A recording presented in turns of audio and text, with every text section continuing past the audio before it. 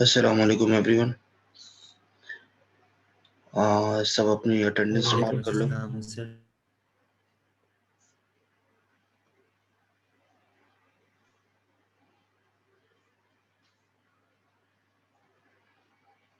अपनी अपनी attendance mark कर लें सारा चैट बॉक्स में।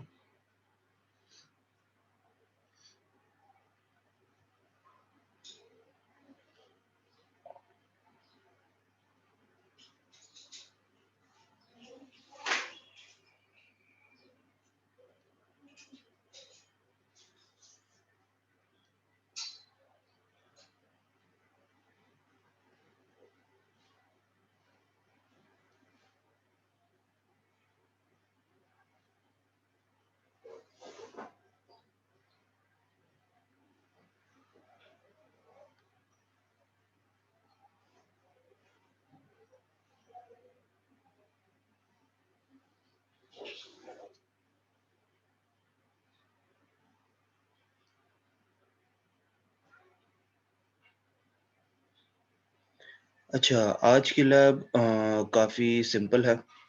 इससे पहले की लैब में हमने 2 चीज़ें सीखी, 2 से 3 चीज़ें सीखी। एक तो ये कि अगर हम कोई भी काम करने लगते हैं या किसी भी किस्म की मेज़रमेंट हमने लेनी होती है या कोई भी इक्विपमेंट हम यूज़ कर रहे होते हैं, तो उसमें बहुत सारे किस्म के एरर्स जनरेट हो सकते हैं। अब वो एरर की कौन-कौन सी टाइप्स थी और उन एरर्स में, उन टाइप्स में क्या-क्या होता है, वो सब हम डिटेल में बता चुका हूँ।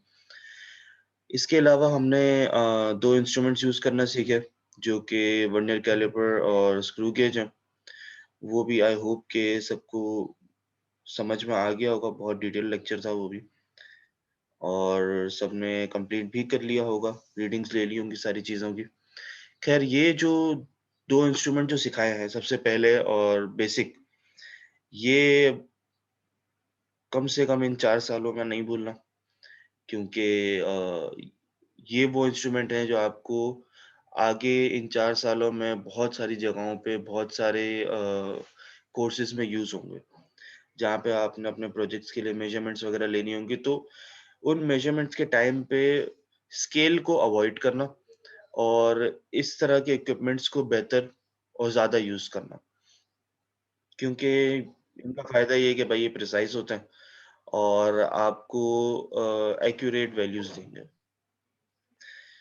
अच्छा, इस लैब की बात करते हैं तो ये लैब जो है वो इलेक्ट्रॉनिक कंपोनेंट्स के ऊपर है।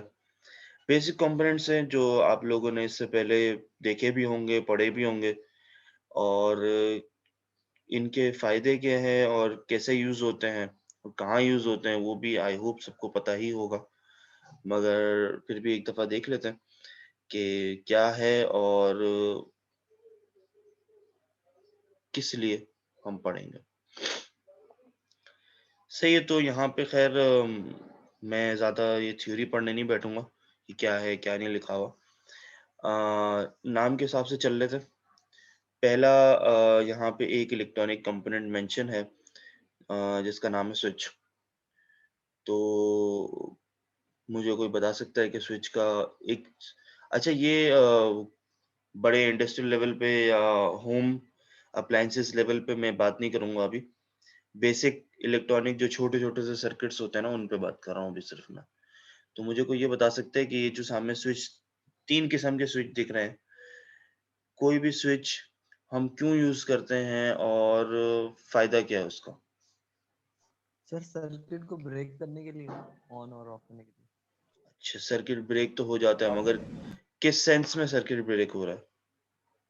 मतलब सर जो करंट पासिंग रुक जाती है। को एक बार प्रेस करें तो तभी वो वर्क करता है, उसके बाद उसको अगर छोड़ दें तो वर्क नहीं करता है। जो दूसरा वाला है वो जैसे मतलब हमारे स्विच बोर्ड के बटन होते हैं, इसको एक बार प्रेस कर देंगे तो ये ऑन ऑफ हो जाएगा, तो वैसे ही ऑन ऑफ होता है वो। करंट के फ्लो को रोकने के करंट के फ्लो को रोकने के लिए होता है बेसिकली मैं ये सुनना चाह रहा था कि एक स्विच आप अपने सर्किट में जहाँ भी लगाते हैं, उस स्विच के लगाने का मकसद ये होता है कि उस पॉइंट पे जो भी करंट फ्लो हो रहा हो, वो करंट मैं ब्लॉक कर दूँ।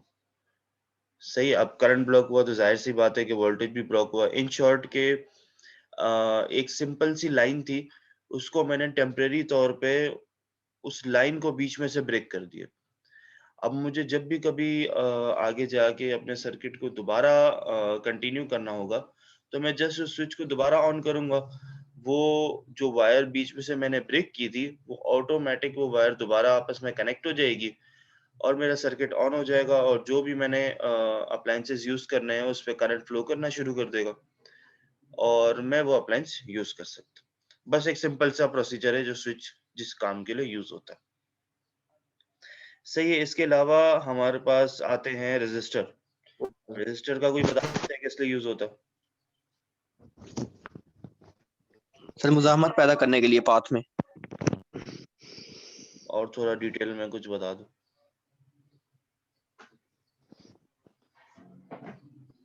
सर करंट करंट यूज करना।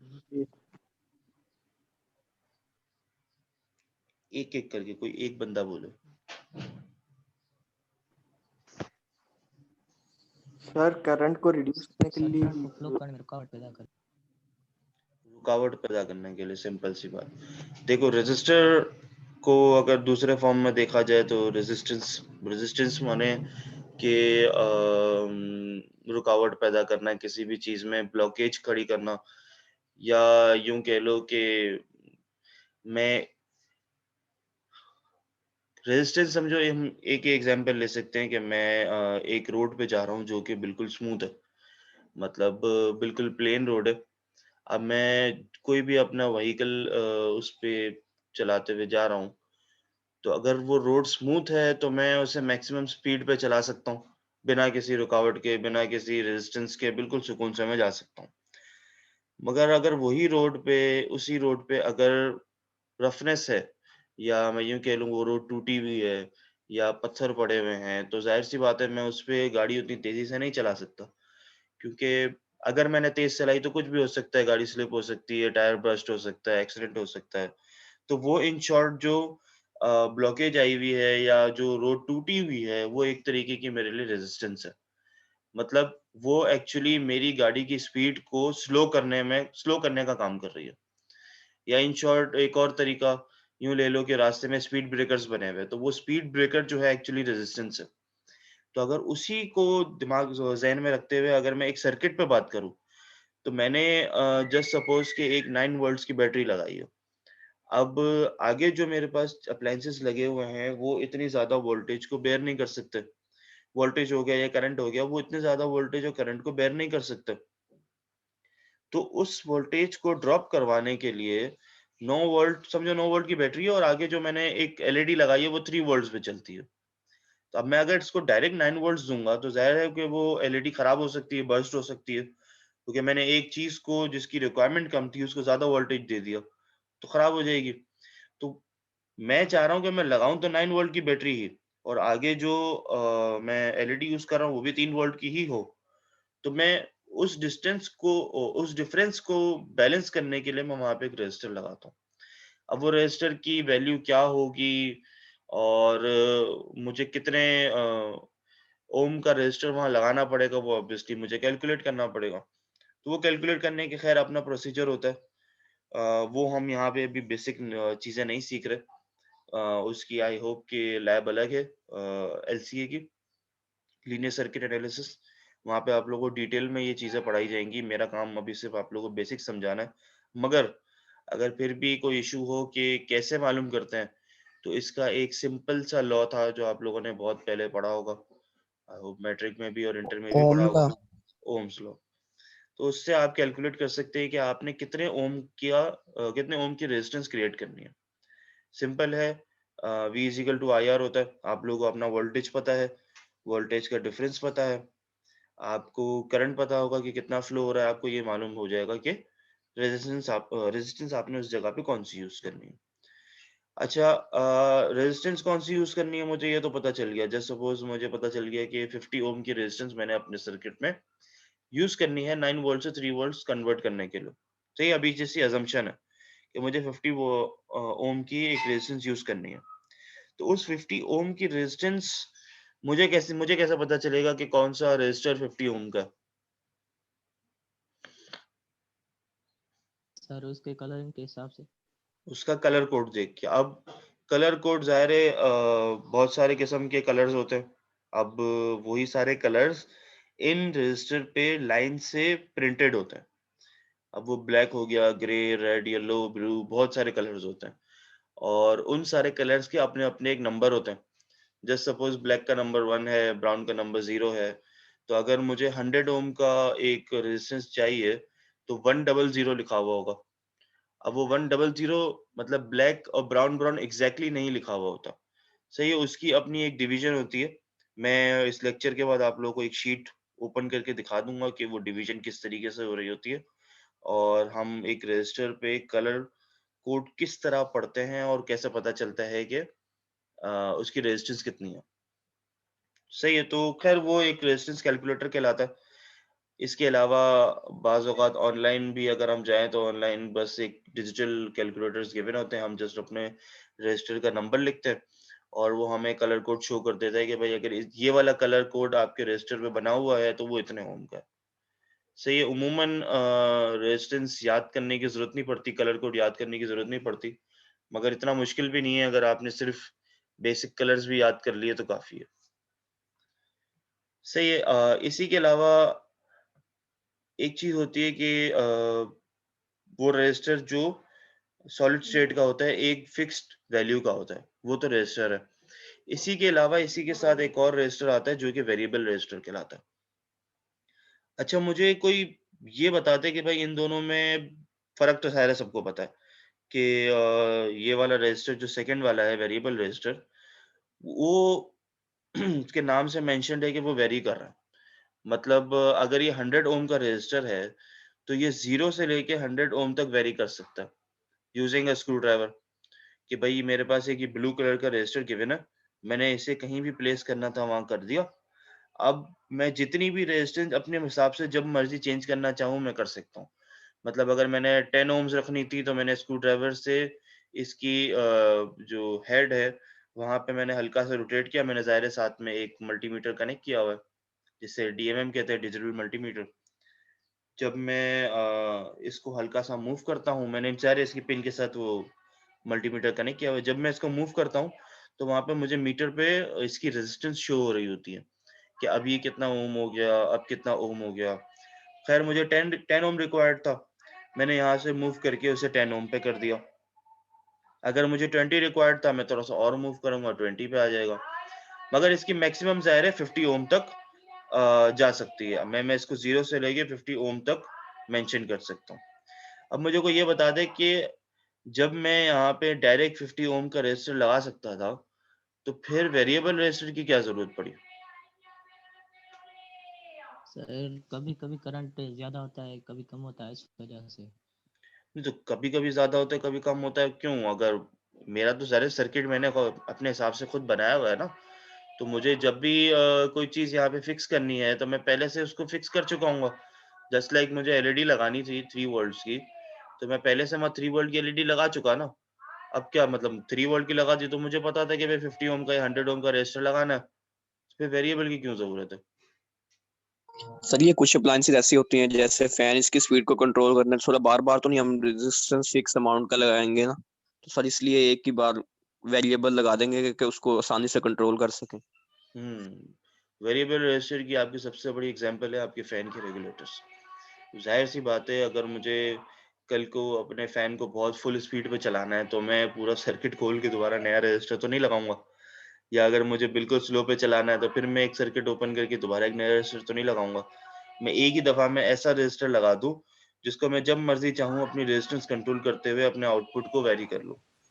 तो ये फ़ैन के अलावा और भी बहुत सारी माइक्रो सर्किट्स में यूज़ होता है, जहाँ पे अक्सर ऐसा होता है कि आपका जो आउटपुट सेटअप होता है जस्ट लाइक फ़ैन, कि आपकी एक आउटपुट अप्लायंस है, वो आप चेंज कर रहे हैं, तो उसको चेंज करने के बाद मैं ये नहीं चाहूँगा कि मैं बार-बार अपने सर्किट को भी चेंज करता रहूँ। जस्ट सपोज़ मैंने आउटपुट पे पहले एलईडी लगाई थी, अब वो एलईडी तो मेरे पास सही काम कर रही है, मगर अब उसी एलईडी पे मतलब उस लोड पे इन शॉर्ट आउटपुट को लोड कहा जाता है। अब वो लोड किसी भी किस्म का हो सकता है, वो फैन हो गई, एलईडी हो गई, बल्ब हो गया, कुछ भी हो गया।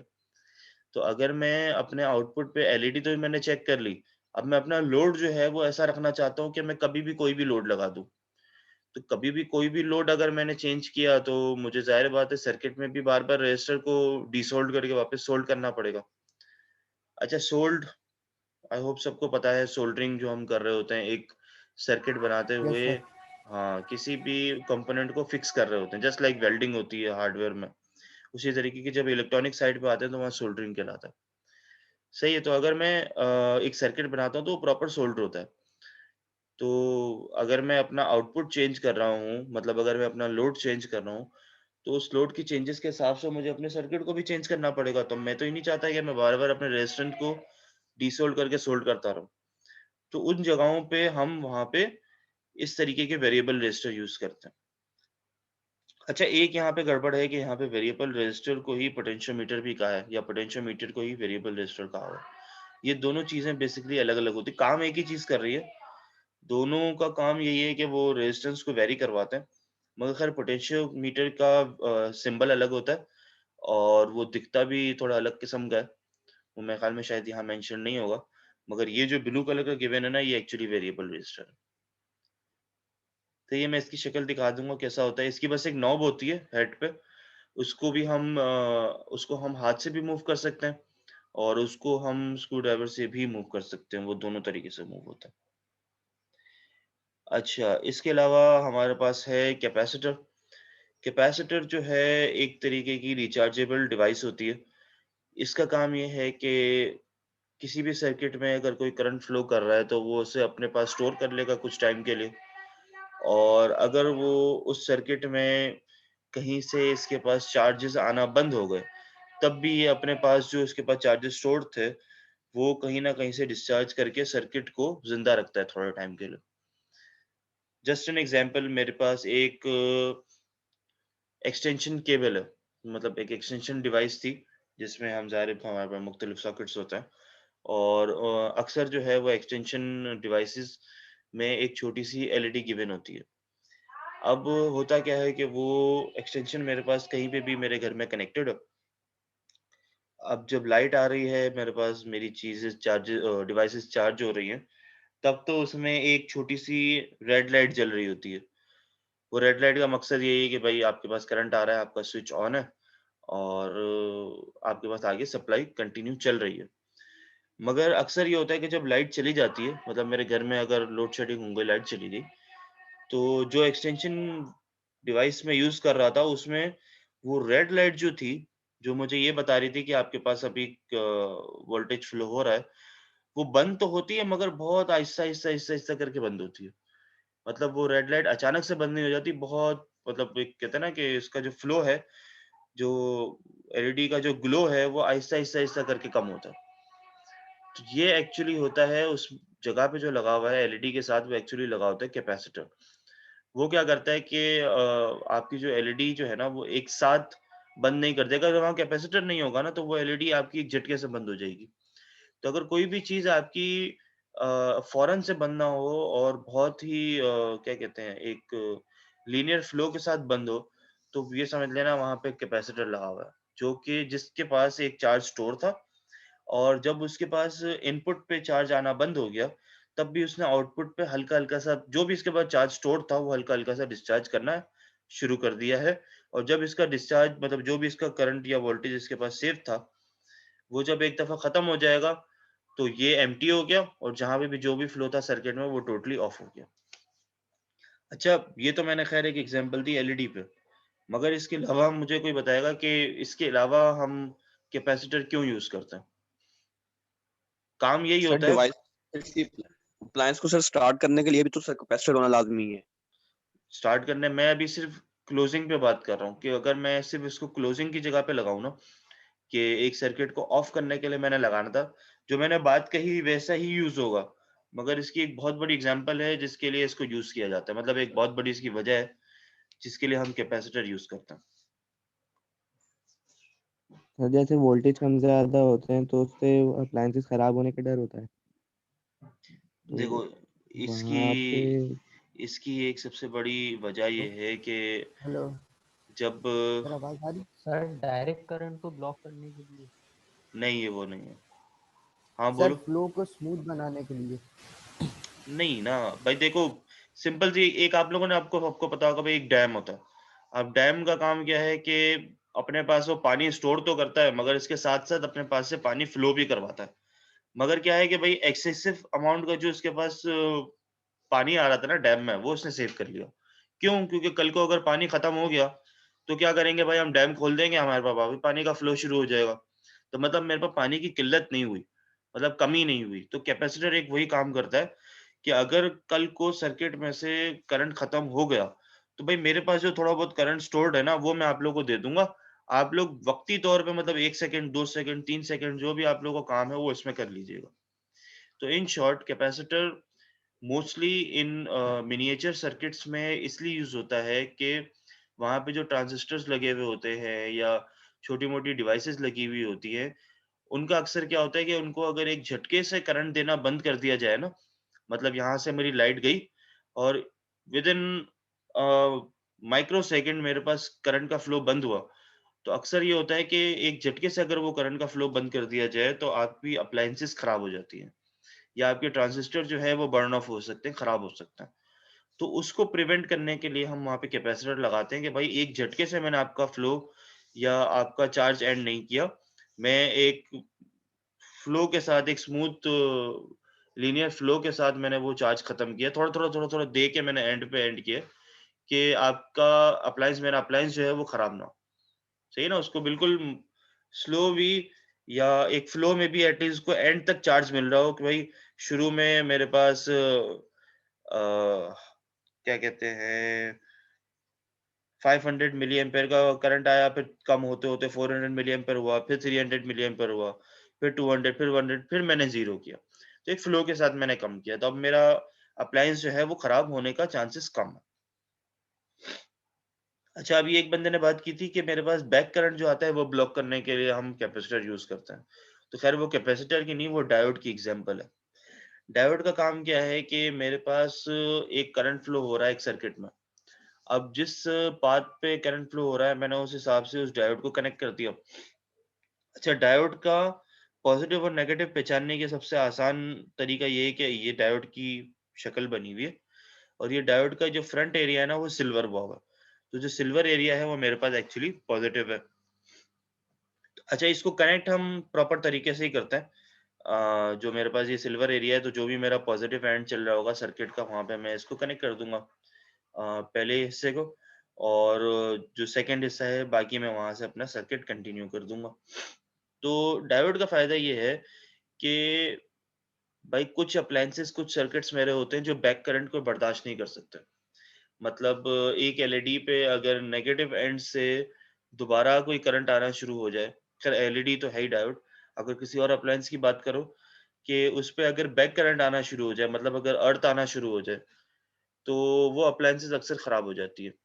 जस्ट लाइक आप लोगों ने घर में देखा हो अक्सर कि ऐसे तो मेरे पास एक एलईडी प्रॉपर जल रही थी, मगर अगर उसी एलईडी पे अचानक से कोई बैक करंट या बैक ईएमएफ आना शुरू हो गया, तो वो एक स्पार्क दे के खराब हो जाती है या उसका इंटरनल सर्किटरी जो है वो खराब हो जाती है। क्यों? क्योंकि उसकी कैपेसिटी नहीं होती है कि वो बैक करंट को बेयर कर सके। तो उस बैक करंट को एक्चुअली रोकने के लिए हम यहाँ पे एक डायोड लगाते हैं। डायोड का सिंपल काम यही है कि अगर मेरा कहीं से सर्किट कोई ब्रेक हुआ है या मेरे बैक एंड से कोई एक्सेसिव वोल्टेज जनरेट हो रहा है या एक्सेसिव करंट आ रहा है, तो वो इसको ब्लॉक कर देता है और मेरे सर्किट पे आगे फ्लो नहीं करने देता, जिससे मेरी चीज़ें बच जाती हैं। अच्छा, उसी तरीके से एक ही डायोड होता है, एक ही एलईडी होती है, वो भी डायोड ही है, लाइट इमिटिंग डायोड है, बस फ़र्क ये है कि इस पे अगर कोई बैक करंट आएगा या अच्छा, इसको लगाने के ख़ैर 2 तरीके, दोनों ही समझा देता हूँ। एक उसके पॉज़िटिव एंड होता है एनोड और एक नेगेटिव एंड होता है कैथोड। सबने देखी हुई एलईडी। इसकी एक सिंपल ज़बान में कहा जाता है कि इसकी एक बड़ी लेग होती है और एक छोटी लेग होती है। तो जो बड़ी वाली जो साइड है वो हमेशा सर्किट के पॉज़िटिव एंड पे लगती है और जो छोटी वाली है वो हमेशा सर्किट के नेगेटिव एंड पे लगती है। तो इसका काम क्या है कि भाई जब भी मेरे पास कोई करंट फ्लो हुआ, तो ये हमारे जो छोटे अलग-अलग कलर के डायोड हैं, वो ग्लो करना शुरू कर देते हैं। और इसको लगाने का एक और तरीका ये है कि अगर मैंने अपना कहीं पे बैक करंट चेक करना हो कि मेरा बैक ईएमएफ या बैक करंट अगर कहीं से फ्लो हो रहा हो, मुझे सबसे ज़्यादा डाउट है कि भाई मैंने एक पूरा सर्किट बना लिया, तो हो सकता है कि मेरे लोड के पास से मेरा बैक करंट जनरेट होना शुरू हो जाए। तो मैं इस एलईडी को वहाँ पे उल्टा करके कनेक्ट कर सकता हूँ। तो अब क्या होगा कि अगर मेरे पास कोई भी बैक करंट आया तब ये एलईडी ग्लो करेगी। सही है, अगर मैं इसे प्रॉपर सर्किट के फ्लो के साथ कनेक्ट करता ना, अगर जैसे सपोज मैंने बैटरी के साथ कनेक्ट किया, तो मैं बैटरी के पॉजिटिव एंड से ही एलईडी के पॉजिटिव एंड को कनेक्ट करता और बैटरी के नेगेटिव एंड से एलईडी के नेगेटिव एंड को कनेक्ट करता। तब क्या होता, जो मेरा फ्लो चल रहा था उसी फ्लो के हिसाब से मेरी एलईडी ऑन हो जाती। मगर अगर मैंने उसे एज अ डायोड यूज करवाना है कि उसका बैक करंट आ रहा है और बैक करंट आने पे मुझे पता चल जाए कि भाई फला जगह से बैक करंट आ रहा है, तब मैं क्या करूंगा, मैं इस एलईडी को उस पोजीशन पे इन्वर्ट करके लगा दूंगा।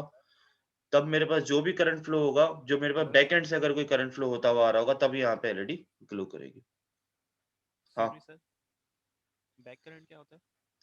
बैक करंट अभी मैंने जैसे बताया कि जस्ट सपोज मेरे पास एक पूरा सर्किट कंप्लीट है। सही है, मेरे ख्याल में नीचे शायद गिवन है, मैं दिखा देता हूँ। जस्ट सपोज मेरे पास एक ही सर्किट बना हुआ है, 9 वोल्ट की बैटरी है। पॉजिटिव एंड को मैंने एक केबल के साथ कनेक्ट किया, एलईडी पे लगा दिया।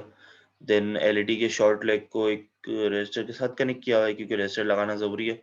9 वोल्ट की बैटरी और 3 वोल्ट की एलईडी है, तो रेजिस्टेंस पहले लगा दो या बाद में लगा दो, इससे कोई फर्क नहीं पड़ता, पर रेजिस्टेंस होनी चाहिए। सही है, तो मैंने रेजिस्टेंस लगा दी। रेजिस्टेंस के मैंने दोबारा एंड को इस नेगेटिव पे कनेक्ट कर दिया। अक्सर क्या होता है कि मेरी जो पावर सोर्स होती है या ये रेजिस्टेंस होती है, ये कभी-कभी हो जाती है खराब। तो अगर ये खराब हो जाती हैं, तो ये हमें जितना वोल्टेज यहाँ से नहीं आ रहा ना, उससे ज़्यादा वोल्टेज मुझे यहाँ से जनरेट करना शुरू कर देगी। सही है, 9 वोल्ट के हिसाब से समझो कि यहाँ पे मेरे नेगेटिव एंड पे -9 वोल्ट आना चाहिए। तो अक्सर ऐसा होता है कि मेरा वोल्टेज पॉजिटिव एंड पे कम हो गया और नेगेटिव एंड पे बढ़ गया। ये हो जाता है भाई, सेल्स में मेल फंक्शन हो गया या मेरी पावर सोर्स में कोई गड़बड़ हो गई, तो उसकी वजह से ये चीज़ें होती हैं। तो ये होने पे अगर मेरे पास नेगेटिव एंड से ज़्यादा वोल्टेज आना शुरू हो जाए, तो उसको रोकने के लिए हम डायोड लगाते हैं। सही है? अब उस डायोड का भाई 2 तरीके थे, एक डायोड तो मैंने सिंपल बता दिया, वो डायोड लग गया, उससे पता नहीं चलता। हाँ, बस ये होता है कि अगर कोई नेगेटिव एंड से अगर ज़्यादा वोल्टेज आता है, तो वो ऑटोमैटिकली उसको ब्लॉक कर देगा। मगर अगर मैंने ये मेंशन करना है, मैंने ये देखना है कि भाई कब आ रहा है, कब नहीं आ रहा, मुझे कैसे पता चलेगा भाई वहाँ से नेगेटिव वोल्टेज ज़्यादा आ रहा है या नहीं आ रहा? मुझे नहीं पता चलेगा। तो अगर मुझे वो पता चलाना है, तो मैं वहाँ पे लाइट इमिटिंग डायोड लगाता हूँ। वो मुझे यहाँ पे वो मुझे वहाँ पे लाइट ग्लो करके बताता है कि भाई यहाँ पे नेगेटिव करंट आया या नहीं आया। सिंपल सी एग्जांपल है। सही है? सर इस सर्किट में रजिस्टर को एलईडी से पहले नहीं लगना चाहिए था। मैं यही कह रहा हूँ, आप रेजिस्टेंस को नेगेटिव एंड पे भी लगा सकते हैं। आप रेजिस्टर को एलईडी से पहले भी लगा सकते हैं और एलईडी के बाद भी लगा सकते हैं।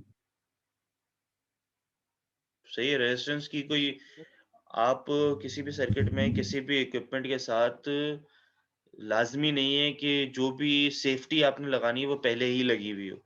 आपने बस अपना सर्किट कंप्लीट करना होता है, उस सर्किट में वो चीज लाजमी लगी हुई हो, चाहे वो नेगेटिव एंड पे हो या पॉजिटिव एंड पे हो, बस वो चीज होनी चाहिए। अगर मिस करोगे तो खराब होगा।